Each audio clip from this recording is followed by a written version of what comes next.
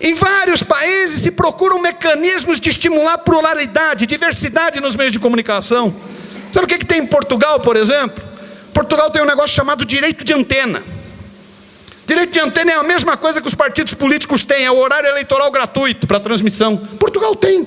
Então chega na véspera do 1º de maio, as centrais sindicais em horário nobre convocam a sociedade para o 1º de maio. Chega na véspera do 8 de março, o movimento de mulheres em horário nobre convoca para as manifestações. Não seria legal um negócio desse no Brasil? Não seria uma boa? Convocaria para greve geral agora dia 30. Pediria o horário, é direito de antena. Não é isso?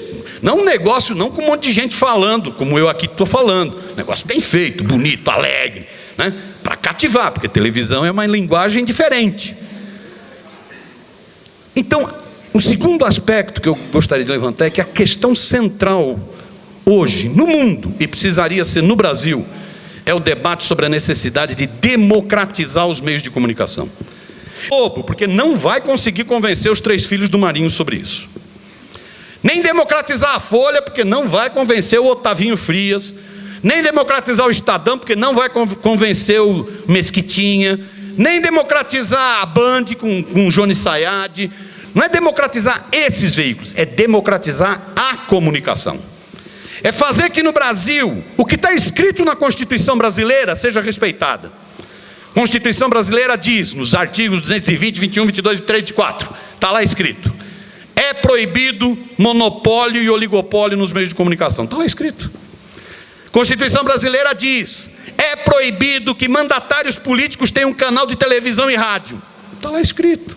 A Constituição brasileira diz: é proibido arrendar espaço na televisão para lojas, seitas religiosas. É proibido, está lá escrito. A Constituição brasileira diz: é preciso que o sistema de comunicação seja um sistema de complementariedade entre o privado, o público e o estatal. Está lá escrito. Se aplicasse a Constituição, nós já teríamos um grande avanço no debate sobre meios de comunicação no Brasil. O problema é que eles não deixam aplicar. Já foram, desde a última lei de comunicação no Brasil, que é de 1962, já foram 19 projetos que tentavam debater meios de comunicação. Nenhum passou, eles nunca deixaram. Os próprios governos Lula e Dilma, infelizmente, não enfrentaram de frente essa questão.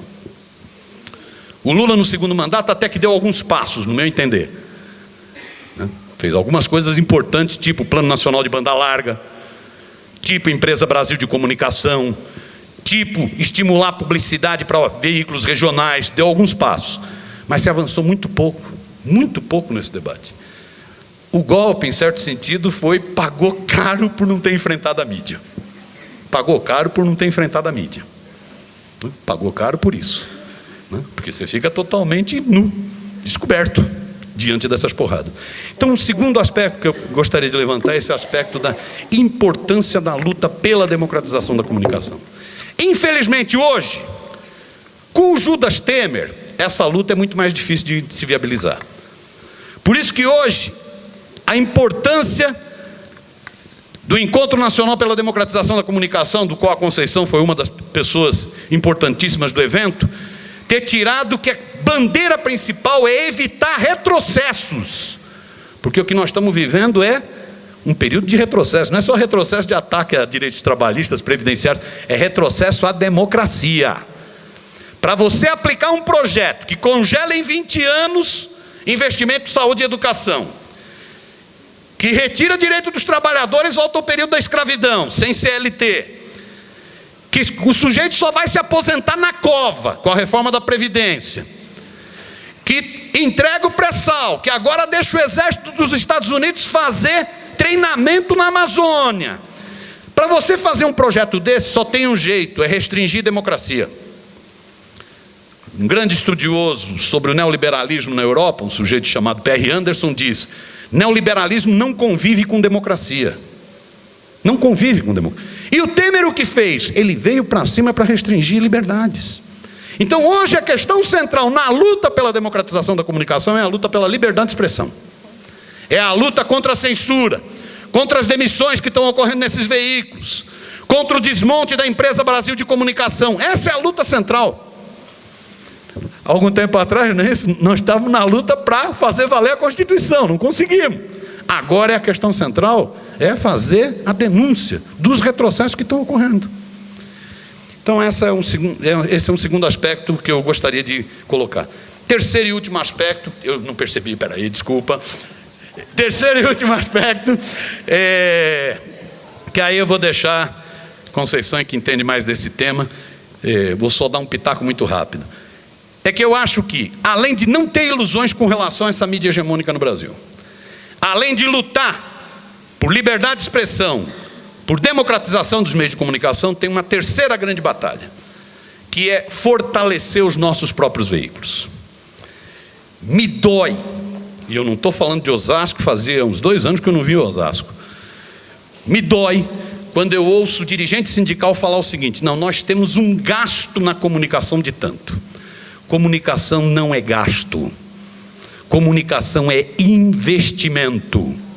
Se você não investir em comunicação, você perde a guerra.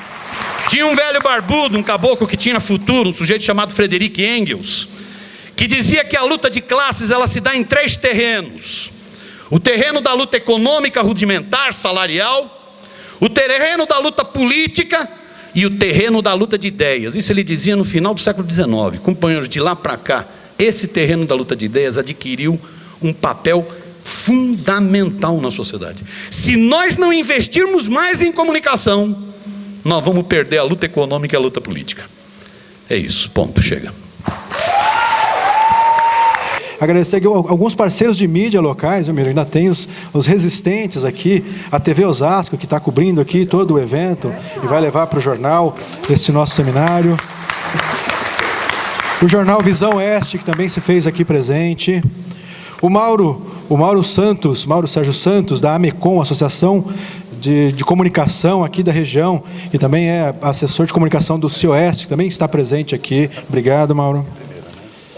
Eu vou fazer aqui uma pequena quebra, pedir licença aos nossos convidados, fazer uma pequena quebra do protocolo, para chamar para falar aqui rapidamente, dar uma palavrinha. Ele que cedeu aqui o espaço para a gente, que está apoiando esse evento, fez vídeo para divulgar esse evento, está ajudando bastante na divulgação dessa atividade, o secretário de Cultura de Osasco, Gustavo Anitelli. Gustavo, por favor.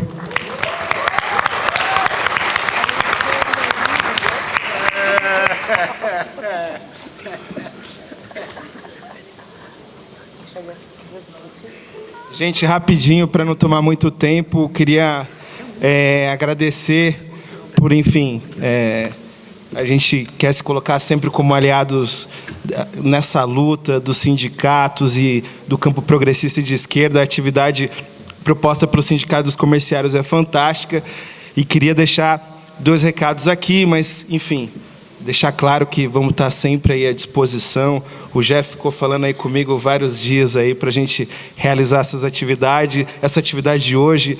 Enfim, agradecer os convidados, Altamiro, o Guilherme, a Maria Fro, que é minha amiga de muitos anos, na verdade.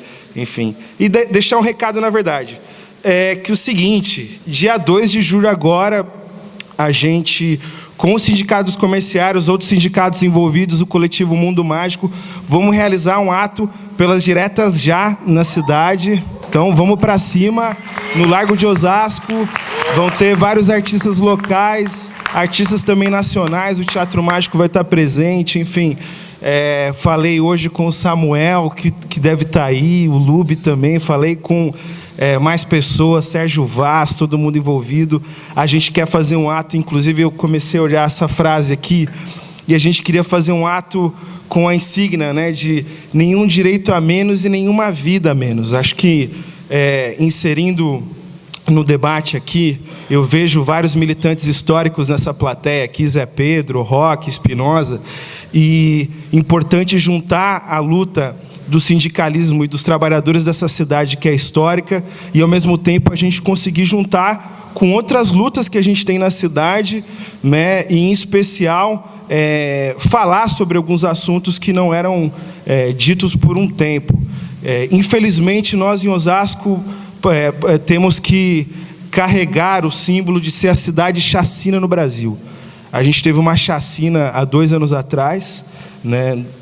E a gente teve uma chacina esse ano, provocada no bairro Conceição, Só que agora o modelo de chacina ele é diferente, né? Em vez de matar num dia só todo mundo, eles, enfim, matam um dia um, depois outro dia mata dois, depois outro espera um dia, mata um de novo. Cerca de 11 jovens foram assassinados, e isso não teve uma repercussão internacional, não teve uma repercussão nacional, e me assusta não ter uma repercussão sequer na cidade. Portanto, o ato que a gente gostaria de fazer no dia 2 também carrega a alcunha de nenhuma vida a menos. Nós precisamos juntar a nossa luta política nesse novo momento, dizendo chega ao genocídio da juventude negra, chega ao genocídio da população LGBT. Enfim, essa frase aqui diz muito. A gente precisa dar segurança à velhice, dar futuro à nossa juventude, mas também dar presente à nossa juventude, e, portanto, estamos aqui, sempre alinhado aqui aos movimentos progressistas que querem construir um outro Brasil. Para finalizar, esse último período eu acho que foi um período duro, não só para a retirada de um governo do PT, da Dilma, né? A gente perdeu, e eu tenho muito acordo com o que o Altamiro diz, a gente perdeu... midiaticamente, a gente perdeu no campo das ideias, né? E quando aconteceu essa chacina na cidade, você vê a parte da população justificar o assassinato dessa juventude, que é muito assustador. É por isso que, nesse atual momento, eu acho que o campo progressista precisa conseguir encontrar a sua unidade. Eu sei que a gente tem uma série de diferenças, mas a unidade ela é fundamental, porque nós temos que combater um campo hegemônico de ideias que não é contra um partido ou um campo progressista, é contra a civilidade, né? Nós estamos chegando num momento de barbárie no Brasil, e esse debate contribui para a gente construir uma linha de pensamento, de fala, de formação para um mundo mais justo, mais igualitário. Obrigado. A comunicação é bastante estratégica, mas a gente não pode descolar ela da formação, né? A gente vai ter um trabalho aí de formiguinha mesmo, né? Voltar ao nosso trabalho de base, e, por incrível que pareça, eu vou tentar chegar nesse caminho aí. Vamos ver se eu consigo me virar com isso aqui. Tá ligado? Se não, eu vou pedir lá para o pessoal da cabine para me ajudar. Ó, já estou me antecipando enlouquecidamente. Bom, eu vou... Parou? Pronto. Agora, vamos fazer assim? Vai na mídia. Faz o seguinte, começa com o vídeo... Não, volta aí. Fica aí. Clica nesse vídeo, só um pouquinho. Eu não vou deixar tocar tudo não, tá, gente? Senão o tempo vai embora. É só para a gente retomar uma fala importante aí do Miro. O MST e a Via Campesina promovem um dia de invasões e depredações pelo país. O movimento dos atingidos por barragens faz vários protestos. Invadiram também parte da usina de Xingó, no sertão de Sergipe. Democratize, democratize, já democratize a comunicação.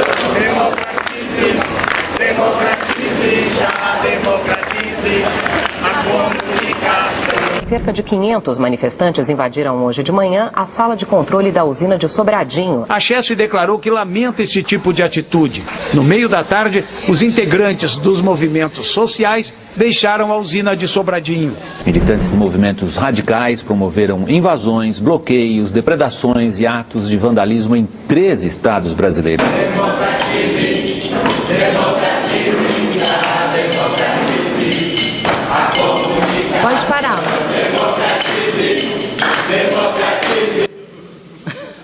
Beleza. Isso, agora, isso. Pode tocar. Eu não vou tocar os outros, senão a gente não vai no tempo. Vocês viram aí? Esse é um vídeo bem bonitinho, feito num curso de formação, né, onde o MAB levou o tema da comunicação. E aí, o vídeo é bacana, tem no YouTube, depois vocês procuram, MAB, comunicação, democracia, vocês vão achar. Mas, assim, o que esse vídeo chama atenção e a gente relaciona aí com a fala do Miro? Primeiro, a grande necessidade de democratizar a comunicação. Mas entender a comunicação, não como gasto, como investimento, mas a comunicação como um direito humano. Né? Sem comunicação, sem a gente ter espaço de expressão, de livre expressão, sem a gente poder construir as nossas pautas, discutir aquilo que nos interessa, a gente chega nessa sociedade que a gente está. Né? O Miro deixou isso bastante claro. 5 horas de programas de violência. No Uruguai, por exemplo, conseguiu-se colocar os programas do estilo da Atena e todos esses do horário do sangue, porque tem uma outra questão aí. Não é só o medo que elege os parlamentares para, né, essa bancada de 70% eleito por 10 empresas. Ela também alimenta uma outra indústria que, infelizmente, a gente precisa também ver, né, que essa bancada da Bíblia ela não está solta no ar. Né? Ela tem uma série de igrejas, né, essas igrejas da prosperidade, que trabalham e têm mídia. Né? Eles têm recursos, têm dinheiro, têm propaganda, vende, é um mercado. Quando você pega, por exemplo, uma TV Record e associa isso com a Universal, ter programas de sangue, de medo, ajuda também na indústria da fé. Você atrai um monte de fiéis, enfim, de pessoas desesperadas. Tem gente que não sai na rua de medo de ser assaltado. Então, entender isso faz com que a gente pense, tem representação aqui, né, do movimento estudantil, movimento sindical, movimento social. A comunicação tem que ser vista como uma estratégia da luta política, por todos os movimentos. Ela demorou, a gente agora está entendendo isso, né, vendo o golpe na nossa frente, mas demorou-se muito tempo para perceber que a comunicação não é um cargo no sindicato, que você faz a disputa, né, para dar lá a comunicação, né? O cara não tem nenhuma estratégia. Então, a gente tem que ter política de comunicação. Essa é a grande questão. O que eu vou comunicar, como, e como a gente amplia a nossa mensagem e faz a disputa de narrativa. Então, dentro da fala daquele primeiro vídeo, o que vocês viram? As palavras invadir eram recorrentes, né? Quando chega o Alexandre Garcia, é o auge, né, da barbárie.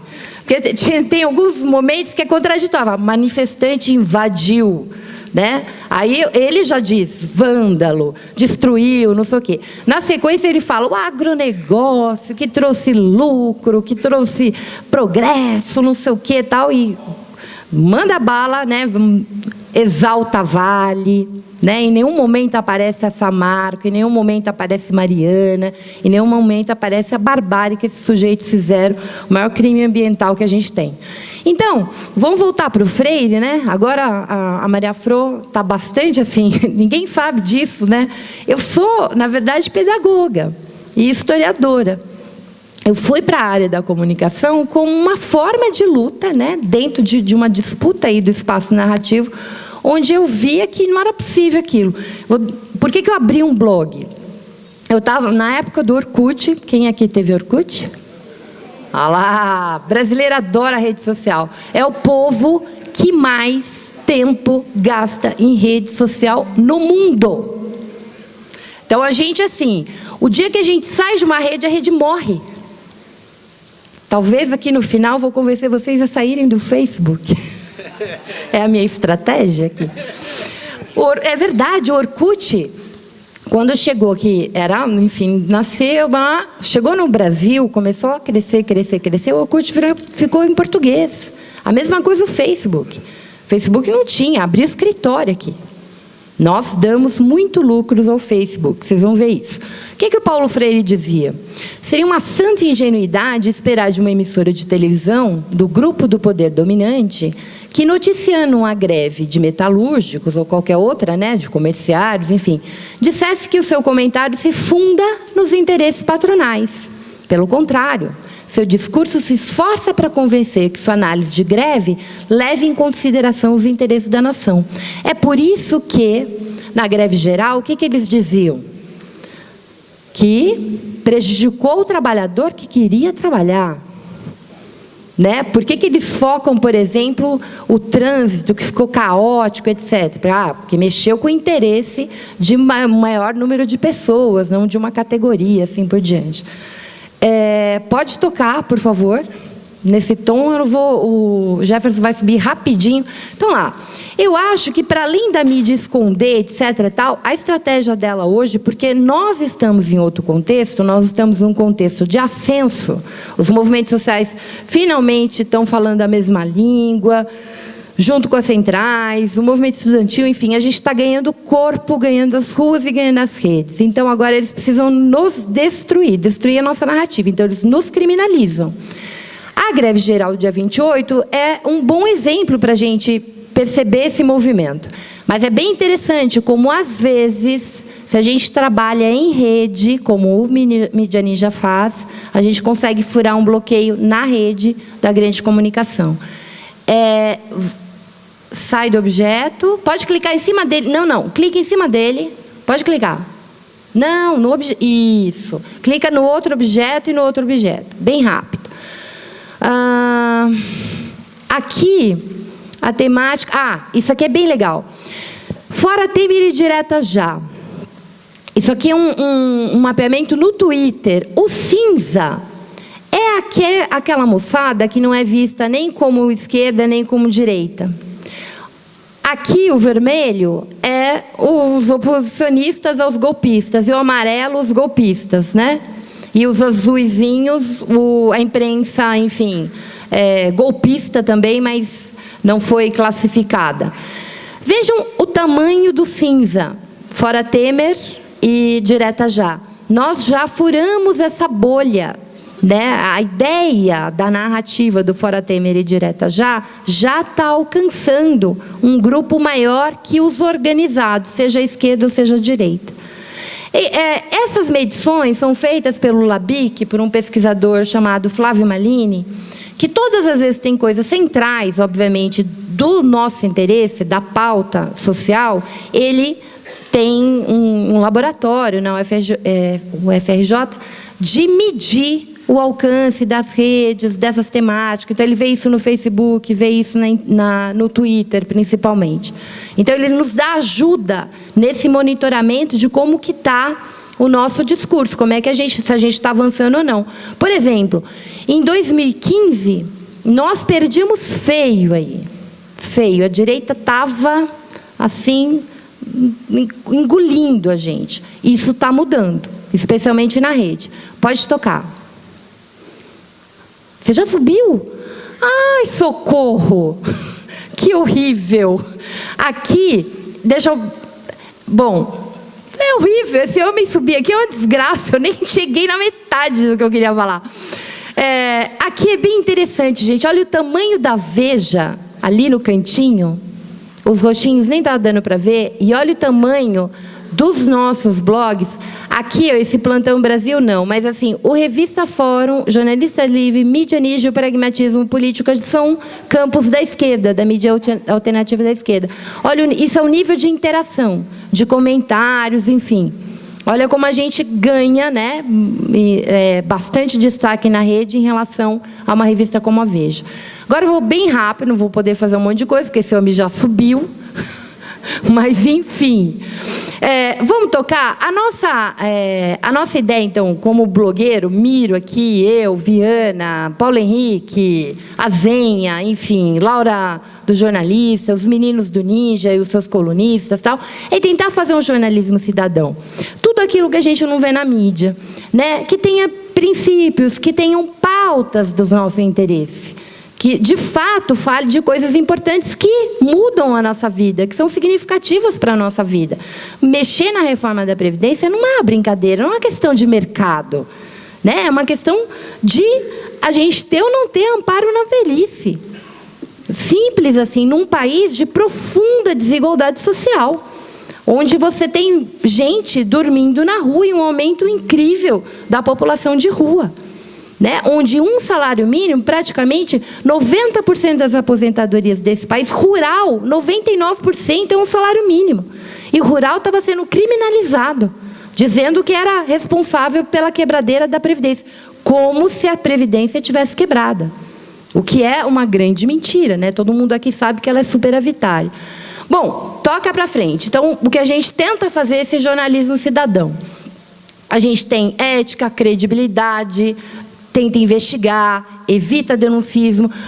Por exemplo, o Maria Fro é um blog hoje muito intermitente, né? Eu trabalho 8 horas por dia, então eu falo e vou escrever quando a coisa é muito séria e ninguém mais falou e eu, agora vou fazer.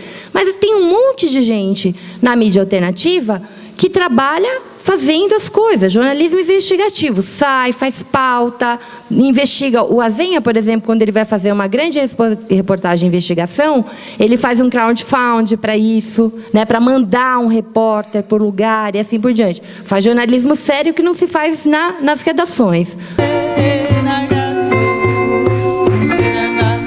Vovó não quer o Michel Temer no governo. Vovó não quer o Michel Temer no governo.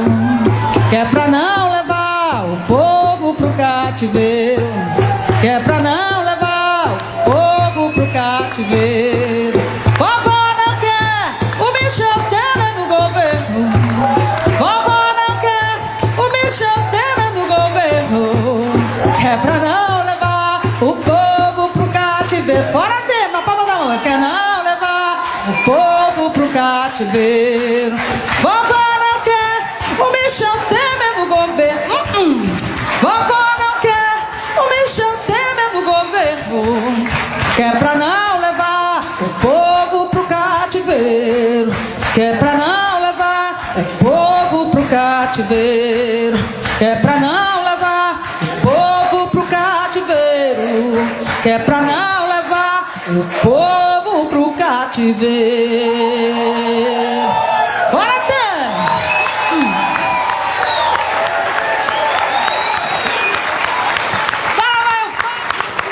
A gente tem que recuperar isso aqui, ó, que nós temos de bom. Essa cultura que aproxima as pessoas. Isso é um ponto, gente. Um ponto de Umbanda. Vocês viram, né? Atabaque. E todo mundo aqui se cantou junto. E a gente passou o recado. Então, essa rede nossa aqui, de sabedoria, de práticas que a gente tem um monte de militante antigo aqui. Quantas vezes vocês já não foram para a base, no bairro, fez discussão política de forma tranquila, fez uma atividade cultural? A gente vai ter que recuperar tudo isso para recuperar nosso povo dessa onda absurda aí de ódio e repolitizar a nossa luta. Obrigada, gente. Desculpe pelo tempo.